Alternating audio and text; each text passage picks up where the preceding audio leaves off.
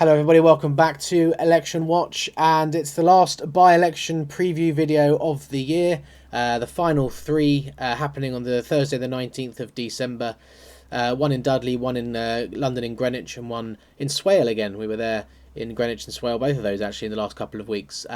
So the last three, they're all Labour defences, as you can see, and we will get right into it. So we'll start in Greenwich, because here's the results from 2022 when the election was last held, and it's Chris Lloyd who's resigned.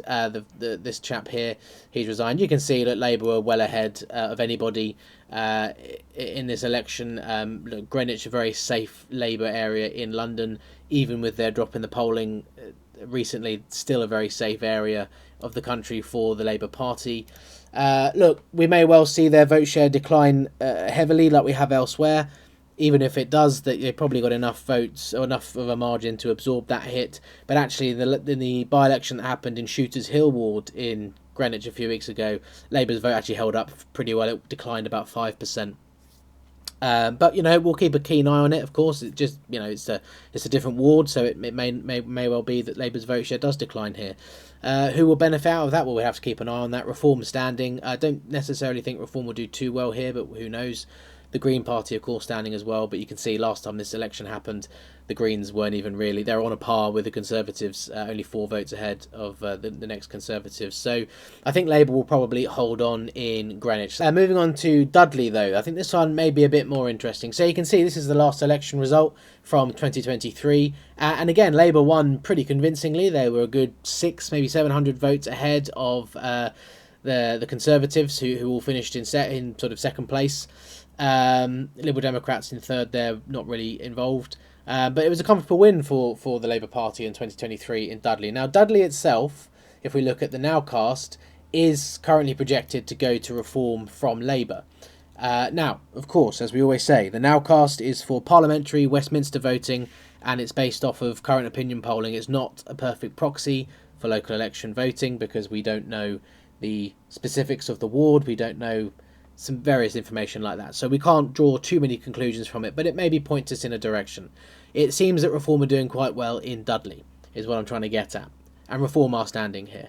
So Reform may be in with a shout of winning in Dudley if they can do what they did in St Helens last week and come from 0 straight up into the 40%. Furthermore, the Green Party is standing a candidate in this by-election, whereas previously they didn't. That might hurt the Labour Party's vote as well, and that may open the door for the Reform Party. However, Dudley was a Conservative constituency until 2019, so perhaps we shouldn't write off the Conservative Party as well. They have, in the recent weeks, the Tories have seen their vote share increase in by-elections, normally oscillating around the 10% mark. So if they can get a healthy increase of their vote share and the Labour Party's vote collapses with votes going away to the Green Party and Reform, maybe the Conservatives could sneak through and win. I would just because of the momentum, purely because of the momentum that Reform currently have, I would be more biased towards suggesting that Reform would have a better chance if they can do what they've done in St Helens and elsewhere in the country. Just they have more momentum behind them than the Conservatives at the moment. But of course, the Conservatives are starting from a higher base, so we'll watch with keen interest. But Dudley could be very interesting given the polling on the Nowcast and other things that have happened in the country recently. The last one, we're back in Swale. We were in Swale a few weeks ago as well. Last time it was an independent, Swale independent, who stepped down. This time it's a Labour councillor standing down. Again, you can see Labour won fairly comfortably, not as far ahead as the other ones that we've looked at today, but a decent majority there. Now, you can see the third place candidate there who stood for the Swale Independence Alliance. We had this chat a few weeks ago. Last time it was the Swale Independent who actually stood down, and the Swale Independents then held the seat. Difficult to tell because I'm not from the area. If you are from the area, please comment because you'll know more than me about how popular these Swale Independents are.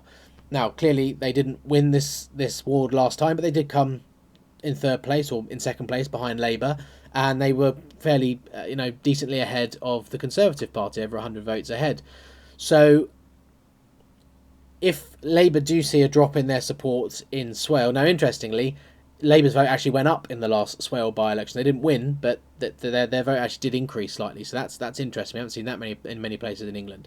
But if here we see, like we've seen elsewhere, Labour's vote share collapse by, you know, anything over 15%, 20, up to 30%, like we have seen, it could well be that the Swale Independence Alliance are the beneficiaries there. However, again, if we go to our Nowcast map and move it this time down to Sittingbourne and Sheppey, which I believe is where Swale is, it's either I think part of it's in Sittingbourne and part of it falls into Faversham and Mid Kent. So I'm not sure where exactly this ward is. So it's a bit difficult to ascertain, but it's in Sittingbourne and Sheppey. Again, Reform currently in the lead based off the Nowcast polling for Westminster. So again, it's another area where Reform may be able to do quite well. The last time we looked at Swale, it was a ward where Labour and the Swale Independents had most of the vote previously, and Reform didn't do too well in that by-election. But this time, perhaps with a slightly different dynamic, perhaps the ground is fertile for them. But there is that element of the unknown with the independent being in there. So again, if you are from Swale or from the area and you know about these independents, you let me know in the comments how popular they are, and if they've got a chance of overturning Labour here, if Labour see a big drop off in their vote. But that's it. That's all of the by-elections this week. Only 3 to talk about. I think Greenwich will be quite straightforward, although it'd be interesting if Labour did lose there. The other 2, I do think Reform have a pretty good shout, but you know, it's difficult to tell. Like I keep saying with these by-elections, you know, with Reform, because Reform are coming from 0, having not stood before, it's very different at the ward level to judge how popular they'll be. You know, we can look at the Nowcast and that shows us something of opinion polling for the constituency as a whole, but when you drill down into those ward areas, much smaller areas, much smaller demographics, much more concentrated, it becomes very difficult to tell. But it could be a very good end to the year for Reform here. They could well win 2 off of Labour if they have a very good night. Again, I think in Dudley in particular, with the polling as it is, if they can take a large chunk of votes away from Labour, if they don't win, I think that would be a decent showing for them. And that is it, guys. That is all 3 of the by-elections this week. Only a short video because there's only 3 to get through. So thank you very much for watching. Please leave a like on the video. We'll be here with a results video probably on Friday. It depends on my work, but probably Friday for the results. And we'll see who ends the year on a high. Thank you very much for watching, and I'll see you in the next one.